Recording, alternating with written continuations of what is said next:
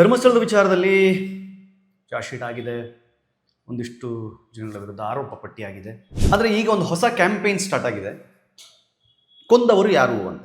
ಯಾರೂ ಸಿಕ್ಕಾಕ್ಕೊಳ್ಳಿಲ್ಲ, ಯಾರನ್ನೋ ಹಿಡಿದ್ರು, ಅವನಿಗೆ ಶಿಕ್ಷೆ ಆಗಲಿಲ್ಲ. ಹಾಗಾದರೆ ಕೊಂದವರು ಯಾರು? ಹೊತ್ತುಕೊಂಡು ಹೋದವರನ್ನು ನೋಡಿದವರಿದ್ದಾರೆ ಅಂತ ತಿಮ್ರೋಡಿ ಅವರು ಸಾಕ್ಷಿ ಹೇಳುವಾಗ ಅವರ ಕೊಳ್ಪಟ್ಟಿ ಹಿಡಿದು ಇದೇ ಕುಸುಮಾವತಿಯವರು ಕೊಂದವರು ಯಾರು ಅಂತ ಯಾಕೆ ಕೇಳಲಿಲ್ಲ? ಜನರನ್ನ ಯಾಮಾರಿಸಬೇಕಾದ್ರೆ ಬಾಯಿಗೆ ಬಂದ ಹಾಗೆ ಮಾತಾಡಿಕೊಂಡು, ಭಾಷಣಗಳನ್ನು ಮಾಡಿಕೊಂಡು, ವಿಡಿಯೋಗಳನ್ನು ಮಾಡಿಕೊಂಡು, ವಿಡಿಯೋಗಳನ್ನು ಮಾಡಿಕೊಂಡು, ಇಷ್ಟ ಬಂದ ಹಾಗೆ ವಿಡಿಯೋಗಳನ್ನು ಮಾಡಿ ನಂತರ ಅದನ್ನು ಡಿಲೀಟ್ ಮಾಡಿ ಜನರ ಮನಸ್ಸನ್ನು ಕೆಡಿಸಿ ಇವತ್ತಿಗೂ ಸಹಿತ ಕೆಲವು ಮುಗ್ಧ ಜನ, ಕೆಲವು ಮಂಕುಬುದ್ಧಿ ಹಿಡಿದಿರುವ ಜನ ಇವತ್ತಿಗೂ ನೀವು ಹೇಳಿರೋದನ್ನೆಲ್ಲ ಸತ್ಯ ಅಂತಲೇ ನಂಬಿಕೊಂಡು, ನೀವು ಮಾತಾಡಿದ್ದೆಲ್ಲ ಸತ್ಯನೇ ಅಂತ ನಂಬಿಕೊಂಡು ನಮ್ಮ ಬಗ್ಗೆನೂ ಮಾತಾಡ್ತಾರೆ, ಧರ್ಮಸ್ಥಳದವ್ರ ಬಗ್ಗೆನೂ ಮಾತಾಡ್ತಾರೆ. ಕುಸುಮಾವತಿಯವರೇ, ನೀವು ನಿಜವಾಗಿಯೂ ನಿಮ್ಮ ಮಗಳಿಗೆ ನ್ಯಾಯ ಸಿಗಬೇಕು ಅಂತಂದರೆ ಸಾಕ್ಷಿಗಳನ್ನು ಕೇಳಬೇಕಾಗಿದ್ದು ಯಾರ ಹತ್ರ ಸಾಕ್ಷಿ ಇದೆ ಅಂತ ಹೇಳಿದ್ರು, ಕೊಂದವರು ಯಾರು ಅಂತ ನಮಗೆ ಗೊತ್ತು ಅಂತ ಹೇಳಿದ್ರು, ಅವರ ಹತ್ರನೇ ಹೋಗಿ ಕೇಳಬೇಕು. ಸಾಕ್ಷಿ ಕೊಡಿ, ಕೊಂದವರು ಯಾರು ಅಂತ ಗೊತ್ತಾಗಬೇಕು ಅಂತ. ನೀವು ಹೇಳಿದ ಹಾಗೆ ಅದು ಧರ್ಮಸ್ಥಳದವರೇ ಆಗಿದ್ದರೆ ಅವರ ವಿರುದ್ಧ ಮೊದಲು ನಿಂತುಕೊಳ್ಳುವವರು ನಾವೇ. ಆದರೆ ಅದಕ್ಕೆ ಸಾಕ್ಷಿ ಇದೆ ಅಂತ ಹೇಳಿದ್ರಲ್ಲ, ಆ ಸಾಕ್ಷಿಯನ್ನು ತೋರಿಸಿ. ಸಮೀರ್ ಮನೆ ಎದುರುಗಡೆ ಕೂತ್ಕೊಳ್ಳಿ, ನಿಮ್ಮ ಮಗಳ ಫೋಟೋ ಮತ್ತು ಒಂದು ಕ್ಲಬ್ ವಿದ್ಯುತ್ ಬೋರ್ಡ್ ಇಟ್ಕೊಂಡು ಸಮೀರ್ ಹೇಳು, ನಿನಗೆಲ್ಲ ಗೊತ್ತಿದೆ, ಕೊಂದವರು ಯಾರು ಅಂತ ಕೇಳಿ. ನಮಸ್ಕಾರ, ಸ್ಪಿಟ್ಲೆಸ್ ಕರ್ನಾಟಕದ ವಿಶೇಷ ಕಾರ್ಯಕ್ರಮಕ್ಕೆ ಸ್ವಾಗತ. ನಾನು ನಿಮ್ಮ ಕಿರಿಕೀರ್ತಿ. ಧರ್ಮಸ್ಥಳದ ವಿಚಾರದಲ್ಲಿ ಚಾರ್ಜ್ ಶೀಟ್ ಆಗಿದೆ, ಒಂದಿಷ್ಟು ಜನಗಳ ವಿರುದ್ಧ ಆರೋಪ ಪಟ್ಟಿಯಾಗಿದೆ. ಆದರೆ ಈಗ ಒಂದು ಹೊಸ ಕ್ಯಾಂಪೇನ್ ಸ್ಟಾರ್ಟ್ ಆಗಿದೆ. ಕೊಂದವರು ಯಾರು ಅಂತ. ನಿನ್ನೆ ಸೌಜನ್ಯರ ತಾಯಿ ಕುಸುಮಾವತಿಯವರ ಅದೊಂದು ವಿಡಿಯೋ ನೋಡ್ತಾ ಇದ್ದೆ. ಯಾರು ಕೊಂದಿದ್ದು ಅದು ಗೊತ್ತಾಗಬೇಕು ಅಂತ. ಯಾರೂ ಸಿಕ್ಕಾಕ್ಕೊಳ್ಳಿಲ್ಲ, ಯಾರನ್ನೋ ಹಿಡಿದ್ರು, ಅವನಿಗೆ ಶಿಕ್ಷೆ ಆಗಲಿಲ್ಲ. ಹಾಗಾದರೆ ಕೊಂದವರು ಯಾರು? ಎಸ್, ನಮ್ಮದು ಅದೇ ಪ್ರಶ್ನೆ. ಕೊಂದವರು ಯಾರು? ಕೊಂದವರನ್ನು ನೋಡಿದವರಿದ್ದಾರೆ, ಹೊತ್ತುಕೊಂಡು ಹೋದವರನ್ನು ನೋಡಿದವರಿದ್ದಾರೆ ಅಂತ ತಿಮ್ರೋಡಿ ಅವರು ಸಾಕ್ಷಿ ಹೇಳುವಾಗ ಅವರ ಕೊಳ್ಪಟ್ಟಿ ಹಿಡಿದು ಇದೇ ಕುಸುಮಾವತಿಯವರು ಕೊಂದವರು ಯಾರು ಅಂತ ಯಾಕೆ ಕೇಳಲಿಲ್ಲ? ನನ್ನ ಜೇಬ್ನಲ್ಲಿ ಸಾಕ್ಷಿ ಇದೆ, ನನ್ನ ಮೊಬೈಲಲ್ಲಿ ಸಾಕ್ಷಿ ಇದೆ ಅಂತ ಹೇಳಿ ಮಟ್ಟಣ್ಣನವರು ಹೇಳಿದಾಗ ಇದೇ ಕುಸುಮಾವತಿಯವರು ಮಟ್ಟಣ್ಣನವರು ಕೊಳ್ಪಟ್ಟಿ ಹಿಡಿದು ನನ್ನ ಮಗಳನ್ನು ಕೊಂದಿದ್ದು ಯಾರು ಅಂತ ನನಗೆ ಸಾಕ್ಷಿ ಕೊಡು, ತೋರಿಸು ನಿನ್ನ ಹತ್ರ ಇರೋ ಸಾಕ್ಷಿಯನ್ನು ಅಂತ ಯಾಕೆ ಕೇಳಲಿಲ್ಲ? ಸಮೀರ ವಿಡಿಯೋ ಮಾಡಿ ಇಂಥವರೇ ಮಾಡಿದ್ದಾರೆ ಅನ್ನುವ ಅರ್ಥದಲ್ಲಿ ವಿಡಿಯೋ ಮಾಡಿದಾಗ ಸಮೀರನನ್ನು ಎಳೆದು ಕರೆತಂದು ಅದೇ ಅವ್ರ ಮನೆ ಹತ್ರನೇ ಇದ್ನಲ್ವಾ, ನಿನ್ನ ಹತ್ರ ಇದೆಯಲ್ಲ, ಯಾರು ಅಂತ ಗೊತ್ತಲ್ವ ನಿಮಗೆ, ಹೇಳು, ಕೊಂದಿದ್ದು ಯಾರು, ಕೊಂದವರು ಯಾರು ಅಂತ ಹೇಳ್ರೋ ಅಂತ ಹೇಳಿ ಇವ್ರನ್ನೆಲ್ಲ ಯಾಕೆ ಕೇಳಲಿಲ್ಲ?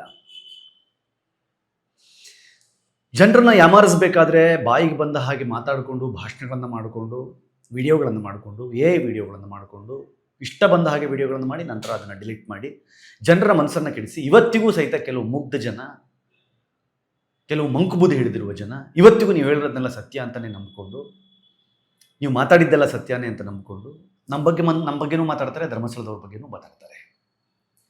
ಆದರೆ ಕೊಂದವರು ಯಾರು ಅಂತ ಇವತ್ತು ಕೇಳುವವರು ಕೊಂದವರನ್ನ ನೋಡಿದವರನ್ನ, ಕೊಂದವರನ್ನ ಕಂಡವರನ್ನ ಎಲ್ಲ ಇದ್ದಾಗ ಅಂಥವರನ್ನ ಕರೆದು ಇಂತಿಂಥದ್ದೇ ಸಾಕ್ಷಿ ಅಂತ ಹೇಳಿ ಪೊಲೀಸ್ನವರು SIT ಅವರು ತನಿಖೆಗೆ ವಿಚಾರದಲ್ಲಿ ಕರೆದಾಗ, ನೋಡಿ ನಮ್ಮ ಹತ್ರ ಸಾಕ್ಷಿ ಇದೆ, ನಾವು ಜನಗಳಿಗೆ ಹೇಳಿದ್ದಿದೆ ಸಾಕ್ಷಿಯನ್ನು.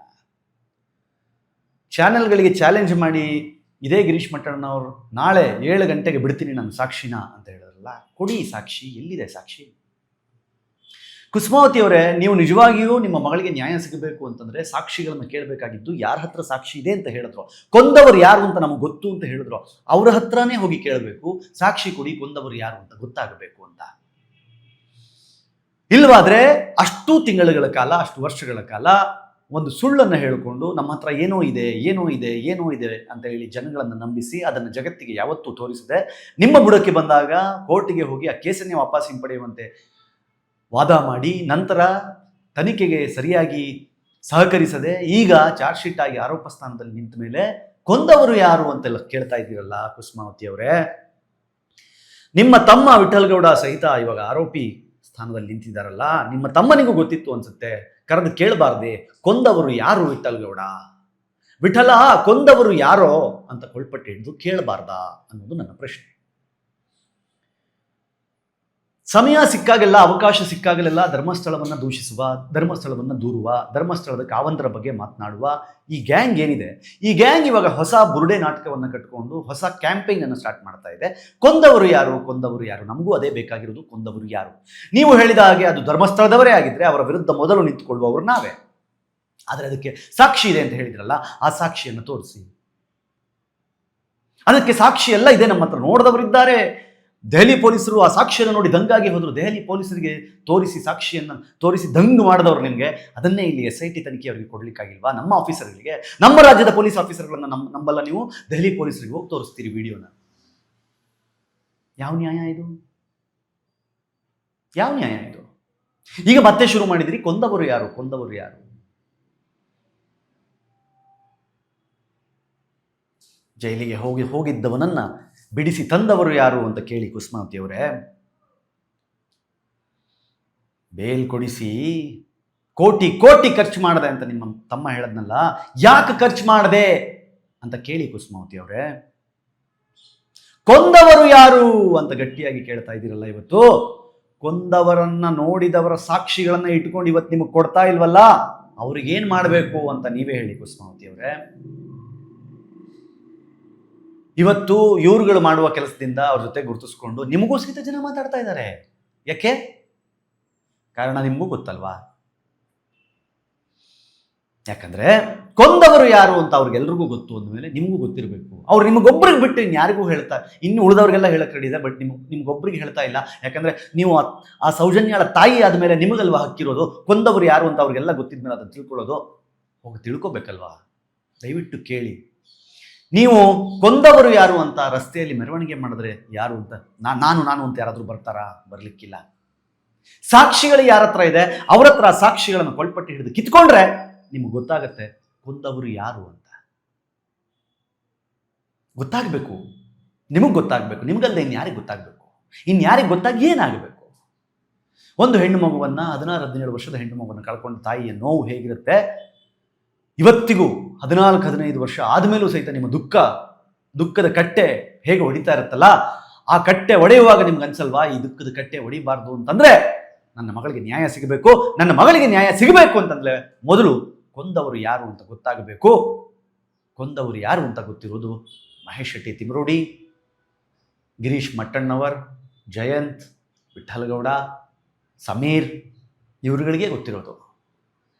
ಕೊಂದವರು ಯಾರು ಅಂತ ಹೇಳಿ ಅವರು ಮನೆ ಎದುರುಗಡೆ ಪ್ರೊಟೆಸ್ಟ್ ಮಾಡಿ ಸಾಕ್ಷಿಗಳನ್ನು ಕೊಡಿ, ಕೊಂದವರು ಯಾರು ಅಂತ ನನಗೆ ತಿಳಿಸಿ ಅಂತ. ಸಮೀರ್ ಮನೆ ಎದುರುಗಡೆ ಕೂತ್ಕೊಳ್ಳಿ, ನಿಮ್ಮ ಮಗಳ ಫೋಟೋ ಮತ್ತು ಒಂದು ಕ್ಲಬ್ ಬೋರ್ಡ್ ಇಟ್ಕೊಂಡು ಸಮೀರ್ ಹೇಳು, ನಿನಗೆಲ್ಲ ಗೊತ್ತಿದೆ, ಕೊಂದವರು ಯಾರು ಅಂತ ಕೇಳಿ.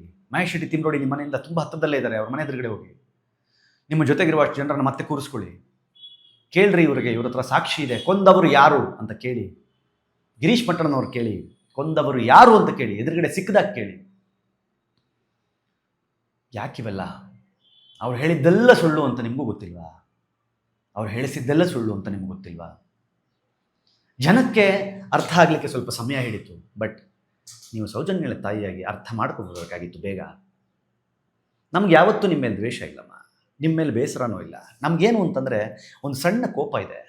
ಯಾಕಂತಂದರೆ ನೀವು ಅವರ ಜೊತೆಯಲ್ಲೇ ಇದ್ಕೊಂಡು ಅವ್ರ ಹತ್ರ ಸಾಕ್ಷಿ ಇದೆ ಅಂದಾಗ ಯಾಕೆ ಕೇಳಲಿಲ್ಲ ಅಂತ, ನಿಮ್ಮ ಮಗಳ ನ್ಯಾಯಕ್ಕೆ ನೀವು ಕೋರ್ಟ್ ತನಕ ಯಾಕೆ ಹೋಗಲಿಲ್ಲ ಅಂತ.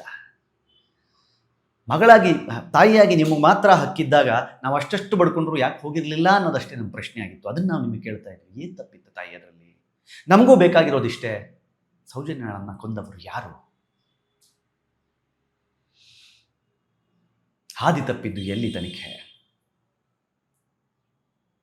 ಹಾದಿ ತಪ್ಪಿದ್ದು ಎಲ್ಲಿ ಟ್ರಯಲ್? ಬಚಾವಾಗಿದ್ದು ಹೇಗೆ ಸಂತೋಷ್ ರಾವ್? ಯಾರು ಬಚಾವ್ ಮಾಡಿದ್ರು ಸಂತೋಷ್ ರಾವ್ನ? ಯಾಕೆ ಬಚಾವ್ ಮಾಡಿದ್ರು ಸಂತೋಷ್ ರಾವ್ನ? ಅದೆಲ್ಲ ಕಡೆ ಇಟ್ಬಿಡಿ. ಆದರೆ ನಮ್ಮ ಹತ್ರ ಸಾಕ್ಷಿ ಇದೆ ಅಂದವರ ಬಳಿ ಹೋಗಿ ಕೊಂದವರು ಯಾರು ಅಂತ ಕೇಳದೇನೆ ನೀವು ಸಾರ್ವಜನಿಕವಾಗಿ ರಸ್ತೆಗಳಲ್ಲಿ ಕೊಂದವರು ಯಾರು ಅಂದರೆ ಯಾರು ಹೇಳ್ತಾರಮ್ಮ? ಯಾರಿಗೆ ಕೇಳೋದಮ್ಮ? ನನ್ನ ಮಾತಲ್ಲಿ ತಪ್ಪಿದ್ರೆ ಹೇಳಿ. ನನಗೂ ಬೇಕಾಗಿರೋದು ನನ್ನ ತಂಗಿ, ನನ್ನ ರಾಜ್ಯದ ಹೆಣ್ಣುಮಗಳು ಸೌಜನ್ಯಳ ಸಾವಿಗೆ ನ್ಯಾಯ. ಅವತ್ತು ಸೌಜನ್ಯಾಳನ್ನು ಹೊತ್ತುಕೊಂಡು ಹೋಗಬೇಕಾದ್ರೆ ಅವಳ ಮೇಲೆ ಅತ್ಯಾಚಾರ ಆಗಬೇಕಾದ್ರೆ ನಾನು ನೋಡಿದ್ದೆ ಅಂತ ಹೇಳಿ ಆಸ್ಪತ್ರೆಗೆ ಬಂದಿದ್ದೆ ನಾನು ಅಂತ ಹೇಳಿದಂಥ ಈ ಮೈಸೂರಿನ ಲೇಡಿ ಒಬ್ರು ಇದ್ರಲ್ಲ, ಅವ್ರು ಮೊನ್ನೆ ಯೂಟರ್ನ್ ಹೊಡೆದ್ರಲ್ಲ. ನನಗೆ ಗೊತ್ತಿಲ್ಲ ಇವಾಗ ಸೌಜನ್ಯನ ಅವಳ ಅಲ್ವಾ ಬೇರೆ ಗೊತ್ತಿಲ್ಲ ನನಗೆ ಅಂತ ಹೇಳಿದ್ರಲ್ಲ. ಯೂಟರ್ನ್ ಹೊಡೆದಾಗ ನಿಮ್ಗೆ ಒಂದ್ಸಲಿ ಅರ್ಥ ಆಗಬೇಕಾಗಿತ್ತು, ಇಲ್ಲೇನೋ ನಡೀತಾ ಇದೆ, ನನ್ನ ಮಗಳ ಸಾವನ್ನು ಇಟ್ಕೊಂಡು ಇವರೇನೋ ಮಾಡ್ತಾ ಇದ್ದಾರೆ, ಇಲ್ಲೇನೋ ಷಡ್ಯಂತ್ರ ಇದೆ, ಇಲ್ಲೇನೋ ನಾಟಕಗಳು ನಡೀತಿದೆ ಅಂತ ಅರ್ಥ ಆಗಬೇಕಾಗಿತ್ತಲ್ವಾ. ಯಾಕೆ ಅವತ್ತು ಸಮೀರ ವಿಡಿಯೋ ಮಾಡಿದವನು ಇವತ್ತು ಡಿಲೀಟ್ ಮಾಡ್ತಾ ಇದ್ದಾನೆ, ಅರ್ಥ ಆಗಬೇಕಿತ್ತಲ್ವಾ. ಮೊದಲ ಸಲ ಚಿನ್ನಯ್ಯ ಬಂದು ಸ್ಟೇಟ್ಮೆಂಟ್ ಕೊಟ್ಟ ಮೇಲೆ ಖುಷಿಯಲ್ಲಿ ರಾತ್ರಿ 1:30 ಆದರೂ ಪೊಲೀಸ್ ಸ್ಟೇಷನ್ ಎದುರುಗಡೆ ನಗಾಡ್ಕೊಂಡು ಫೋಟೋ ಹಾಕ್ಕೊಂಡು ತನಿಖೆಗೆ ಸಹಕರಿಸ್ತೀವಿ ಅಂತ ಹೇಳ್ತಾ ಇದ್ದವರು, ಚಿನ್ನಯ್ಯನ ಸೆಕೆಂಡ್ ಸ್ಟೇಟ್ಮೆಂಟ್ ರೆಕಾರ್ಡ್ ಆದ ಕೂಡಲೇ ತನಿಖೆಗೆ ಸಹಕರಿಸ್ದೇನೆ ಕೇಸೇ ವಾಪಸ್ ಹಿಂಪಡಿಬೇಕು ಅಂತ ಯೋಚನೆ ಮಾಡ್ತಿದ್ರಲ್ಲ, ಅದು ಯಾಕೆ ಅಂತ ಯೋಚನೆ ಮಾಡಬೇಕಿತ್ತಲ್ವಾ. ಅದೆಲ್ಲದಕ್ಕೂ ನೀವು ಉತ್ತರ ಕಂಡು ಹಿಡಿದ್ರೆ ನಿಮಗೆ ಗೊತ್ತಾಗತ್ತೆ ಕೊಂದವರು ಯಾರು ಅಂತ. ನಿಮಗೇನು ಅನ್ಸುತ್ತೆ ಕಮೆಂಟ್ ಮಾಡಿ ಹೇಳಿ. ನೋಡ್ತಾ ಇರಿ ಸ್ಪೀಕ್ ಪ್ಲಸ್ ಕರ್ನಾಟಕ. ಇದು ನಿಮ್ಮಿಂದ ನಿಮಗಾಗಿ ನಿಮಗೋಸ್ಕರ ಮತ್ತೆ ಸಿಗ್ತೀನಿ. ನಮಸ್ಕಾರ. ಎಸ್, ನೋಡಿದ್ರಲ್ಲ ವೀಕ್ಷಕರೇ, ಇದಿಷ್ಟು ಪ್ರಿಯಾ ಆನಂದ್ ಅವರ ಮಾತಾಗಿತ್ತು. ಕ್ಯಾಮ್ರಾ ಪರ್ಸನ್ ಸಾಗರ್ ಜೊತೆ ಐಶ್ವರ್ಯ ಗೌಡ, ಸ್ಪೀಕ್ ಪ್ಲಸ್ ಕರ್ನಾಟಕ, ಬೆಂಗಳೂರು.